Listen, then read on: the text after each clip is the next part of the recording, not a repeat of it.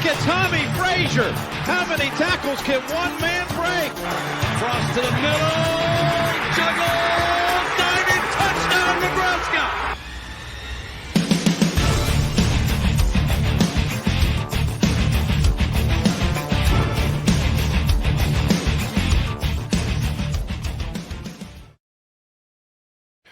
Hello, Husker fans, and welcome to episode number 43 of Generation Red. I'm your host, Ken.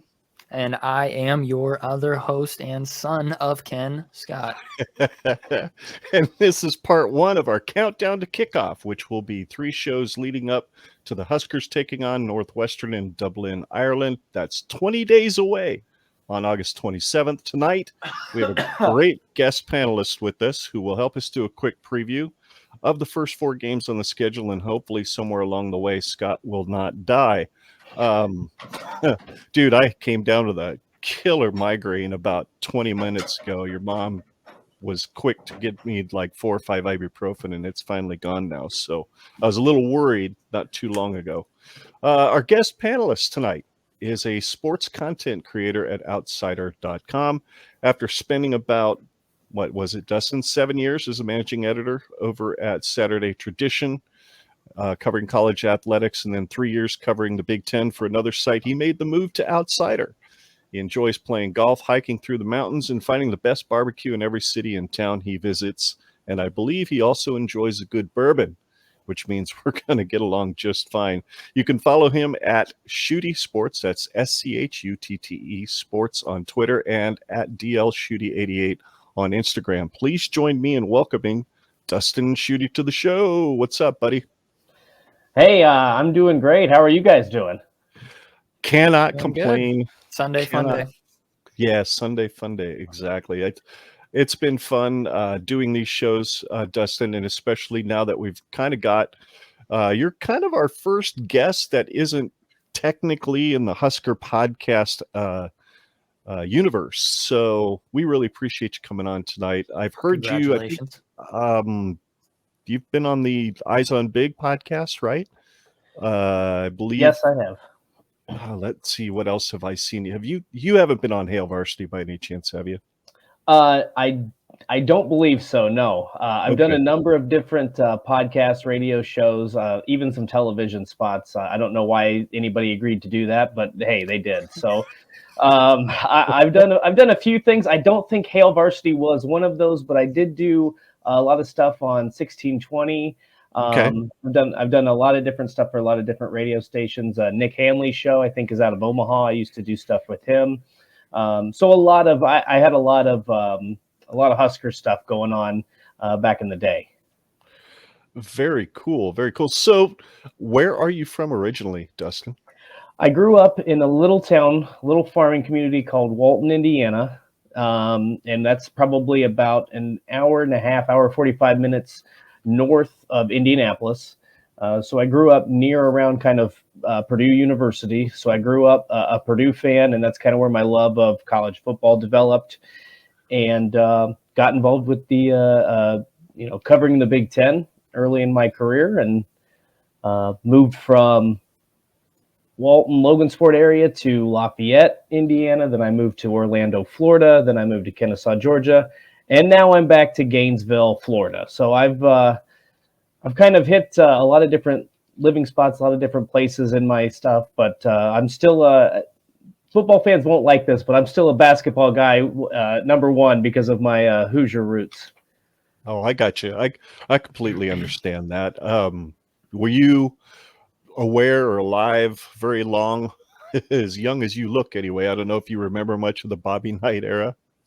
Oh yeah, I remember my mom and I actually huddled around the TV the day they were making that decision on whether or not he would get fired or not. That was a huge day in the state. It covered, all the news stations were covering it. So I definitely remember that. Remember some of the great bouts between Bob Knight and Gene Cady back in the day. Those were some great battles. But I was not alive for any of the Indiana University basketball championships. So I wasn't around for the heyday of the Bob Knight era, but I do remember I saw him in person a few times. I went to a few Purdue IU games at both Assembly Hall and Mackey Arena. So I'm quite familiar with the coaching legends.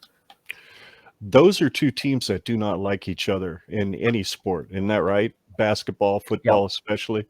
Correct. It's especially on the basketball side, but it's getting more intense on the football side too. Now that both teams, there was a couple runs there for I think 4 or 5 straight years where bowl eligibility was on the line for either one team or both teams. So for two programs that aren't considered really all that prestigious in the grand scheme of college football, that's a pretty big deal for those two programs. So it got a little bit heated there.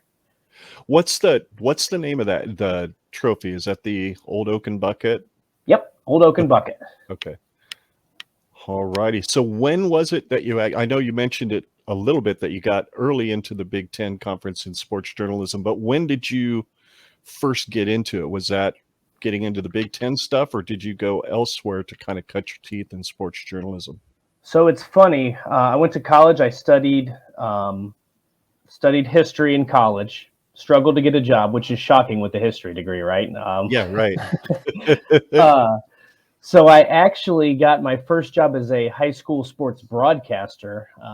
A relative of mine, a distant relative of mine, launched a webcasting company, and he needed some help launching this company. And so I did high school basketball, volleyball, football, track and field, baseball, softball, all that stuff. And then on the side, I was also kind of writing my own blog. Fast forward a few years, I needed to pay the bills. I needed to get health insurance, all that good stuff. So I took a job as an academic advisor at Ivy Tech Community College, which is, I believe, the country's largest community college. Oh, wow. In the country. So did that for a couple of years. And while I was doing that, I had been asked to do some Big Ten writing as kind of a side hustle, covering it for a site that's now no longer in publication, which is FanRag Sports. And so that's where I kind of dipped my toe in the water. I would probably write 2 or 3 stories a week, watch Big Ten media days, occasionally get an interview with a player or former coach or something, and then get that opportunity. And then about 2015, 16 came along, and Saturday Tradition reached out, and that's where I kind of then got then that's when it became a full-time job. It went from hobby to job. And so that's what I did for the last 7 years. So my career started out as high school broadcasting, transcended into just kind of a hobby, doing 2 or 3 articles for an extra, $20, $25 a week, and then eventually transitioned into a full-time position. So I did it for about a decade, but 7 years at Saturday Tradition. Very cool. Scott, do you have any questions at all? Well, just going into outsider. That was a weird choice of words there. Going into outsider. What is that? Like, go into a little bit more detail. What is outsider, and what do you specifically do there? Yeah, so at outsider, we kind of embrace the outdoor style of life. So, if you're a big fisherman, if you're into hunting, if you like going hiking, if you're into, it's based out of Nashville, so there's a Nashville lifestyle. There's a lot of different food, barbecue, bourbon, beer reviews, all that kind of stuff. It's kind of a look at the simpler things in life that bring us joy. And that's something that really, attracted me to this position. And in my sports position role, we kind of take this is going to sound cliche, but it's an outsider perspective on sports is the best way to describe it. So we're not going to get into the nitty gritty about, why did Nebraska, how did Nebraska beat Northwestern? Was their run game established? That's kind of not the area we're going to go into at outsider. It's more of what's happening in the stands. We ran a story on the price of the concessions at both the Masters and then the PGA Championship. Stories on that guy who went viral for standing there. Everybody's huddled around Tiger Woods with their cell phones out, and he's standing there holding with the Michelob, right? Just in the moment. Right, exactly. And so that's kind of what we're about. It's more about what's going on outside of the world of sports, more kind of sports entertainment more than breaking down the X's and O's and hot seat rankings like and all that stuff. Like a meta narrative of right. sports. Okay. Well, that's using the sports entertainment analogy, that means if somebody you're covering pisses you off, you're probably going to come off the top rope on them or something. Well, I've never held back in that regard throughout my career. So there you go. I'm not afraid to go all in on someone if I need to. There you go. That's awesome. That's awesome. Yeah, So that's really what cool. would your main role be at Outsider then? Is there a specific title that you have, or are you just kind of the freelancer that goes around and drinks bourbon that they say you need to try and they pay you for it? Because holy shit, that's a cool job. I wish it was that easy. It's not quite that easy. In sports content creation, I'm doing a lot of. So there's going to be some fun stuff that we're going to be doing here in the coming weeks, months, years.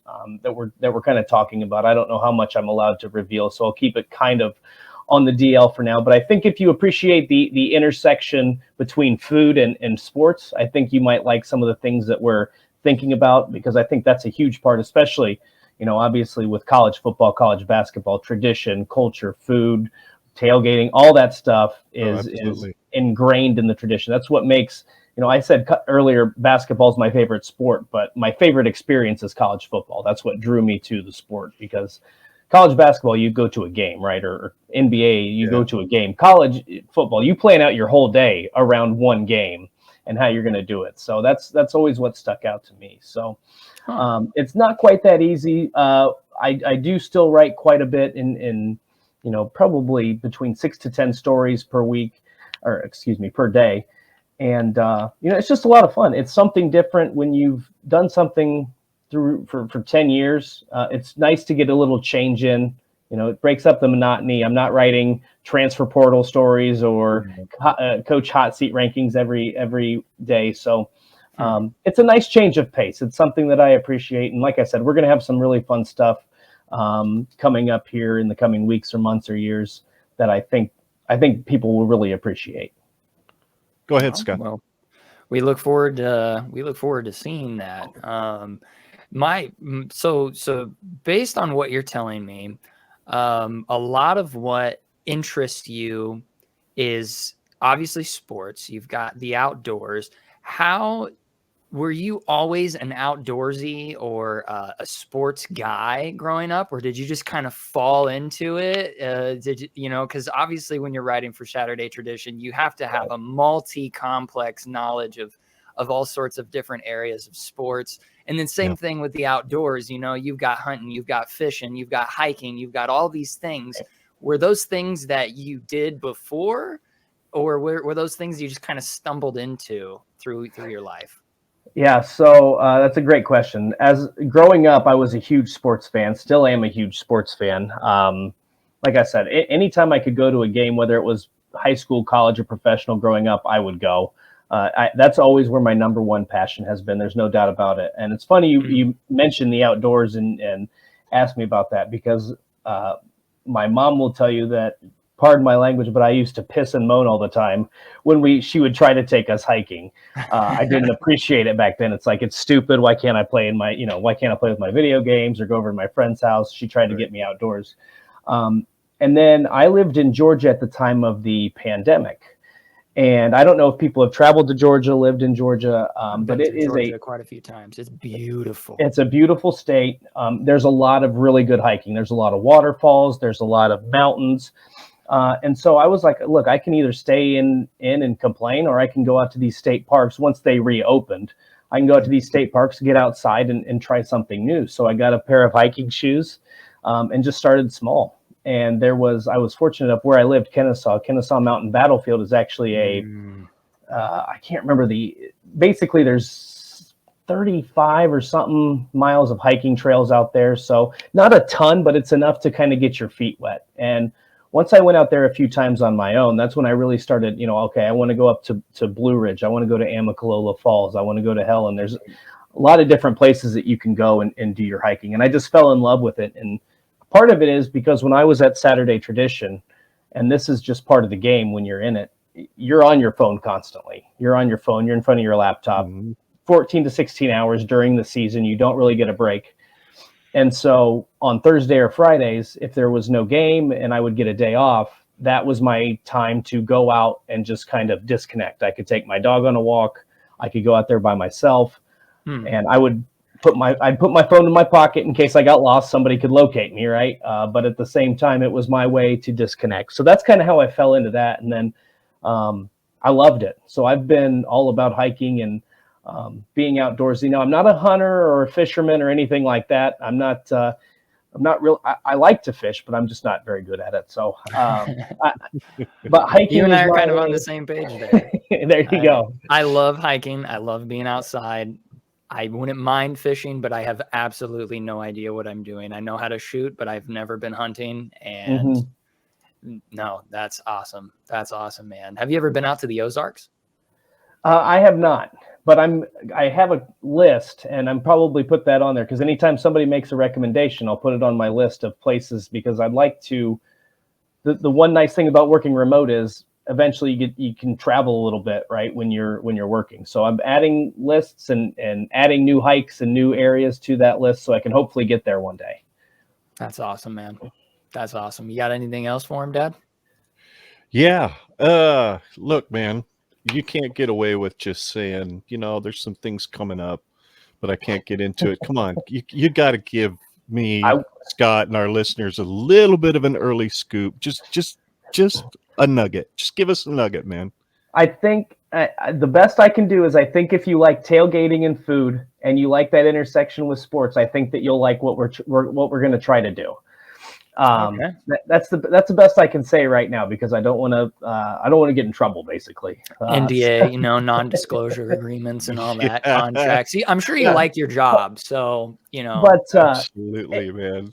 In all seriousness, and this is what kind of attracted me to this sort of position and into this sort of role was growing up. I loved the tailgating more than I love the game. And I love college football. To me, it's the tailgate. I remember going out there and playing catch with my brother and my dad, for hours before a game. Well, I remember, we would start off the morning having biscuits and gravy and eggs. And then in the afternoon, you'd switch to chicken wings or chili or whatever it might be. So just having that full experience is really what drew me to college football. And I think that tailgating is just such a huge part of that. And I've been to LSU where it's basically the world's biggest frat party, and they've got a whole hog roasting over a spick. They're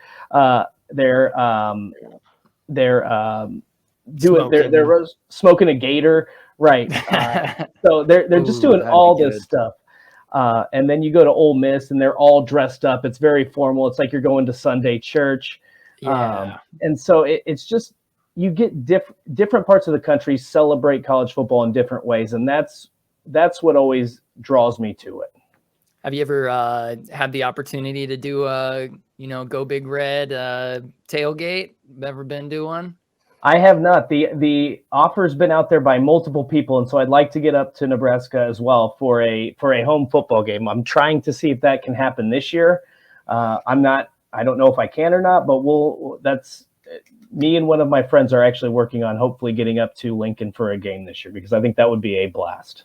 That would be awesome. And I plan on going to a handful of games this year. So we could definitely meet up and I could give you a little bit of a tour or whatnot. But there we go. Yeah, I mean, we're going tailgating with the Go Big Red cast as seen in chat right now. We're going to be going to a tailgate with those guys for the Georgia Southern game here in a couple weeks. So, or I guess not a couple weeks. I wish it was 4 couple weeks. Yeah, that would be nice.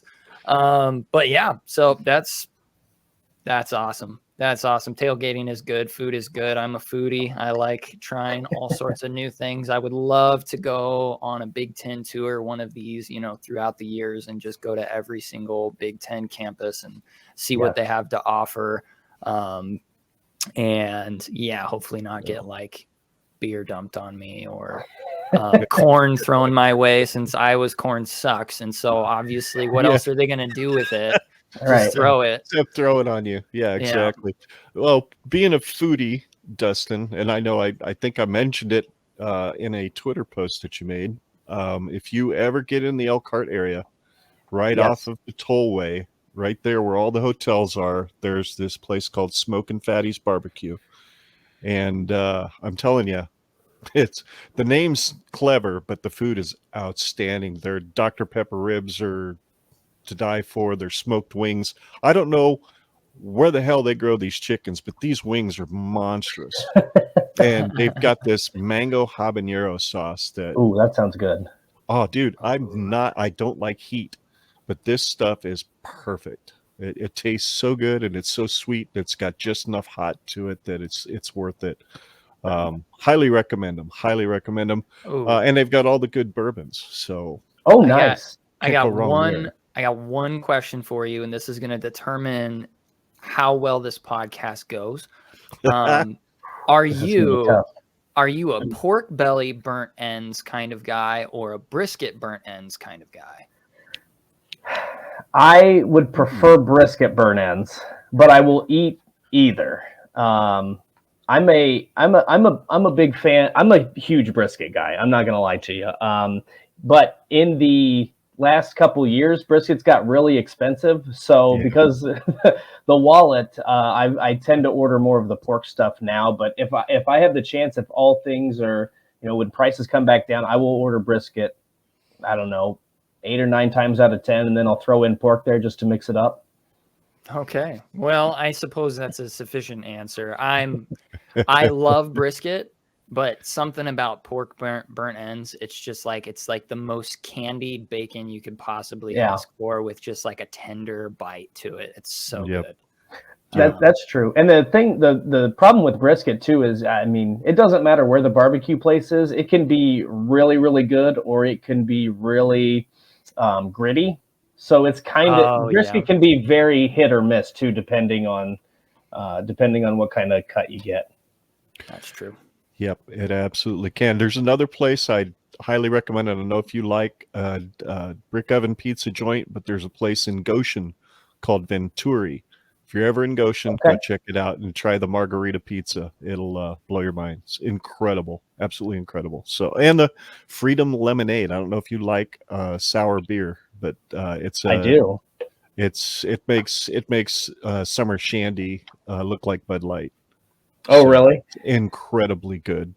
Wow. So even, you know how your mom hates beer, right, Scott? She wouldn't quit. She had a freaking glass of Cabernet Sauvignon, and I said to hell with it. I drank her wine. She ended up drinking half my beer. So really, she loved that. She really liked it. So that's impressive.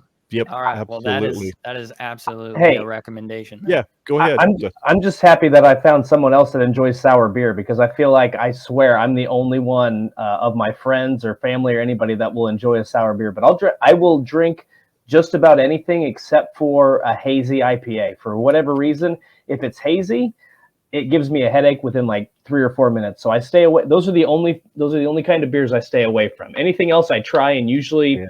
If it's not too terribly sweet, I'll probably enjoy it. Yeah, I'm not a hazy IPA. Shoot, I really don't care for an IPA at all. To me, it's like drinking really nasty sour grapefruit juice, and I never liked grapefruit juice as a kid. So why the hell would I like it as a beer? But I love like a milk stout, an oatmeal stout, vanilla porter, peanut butter porter, all that stuff. I love those. Those are really good with biscuits and gravy in the morning too, by the way. See, perfect. That's a perfect 11 a.m., 12 p.m. kickoff tailgate beer right there. Absolutely, it is. Fills you up nice and good. Yep. You see the warm and fuzzies. Absolutely. Well, doggone it, guys. I think we should have some fun and talk about some Husker football. But before we do, Dustin, just so we clear it, your favorite football team is Purdue, not Indiana, or is it Indiana and you kind of like Purdue?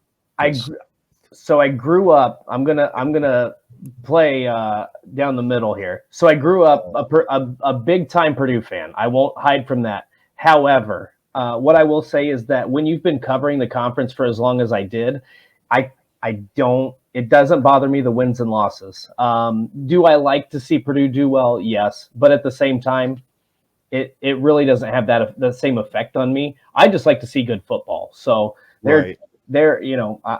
I like to see teams. To me, I know everybody loves to see a good Ohio State team or a great Alabama team or whatever. I like to see it when the Big Ten championship game's a little bit different too, like Michigan and Iowa last year. I know you guys hate Iowa, but just from the perspective of it being a little bit different. Oh, it was great watching it. to me, like because it was 42-3. Yeah, Oh, I was it was kind dancing of in the boring, front but seat of it my was. semi listening to that game, and I was so it was happy. probably not safe. No, I do but like it enjoyed when every minute. when it's mixed up. I like it when it's not just Yeah. the Ohio State Wisconsin or Ohio Exactly. State Iowa or whatever. Right. Yeah. Well, shoot, did you see that Brett Ciancia from Pick Six Previews picked us to finish second in the Big Ten West? I think I did see that. Yes. He must be that ditchweed where he lives must be pretty good. Because that doesn't make any sense to me. Oh yeah, Go Big Redcast. Yeah, we loved that game too, dude. I was watching it in the truck after I got off the road that night. And yeah, that was a lot of fun. Thank It was God a for beaut. YouTube TV when you live on the road.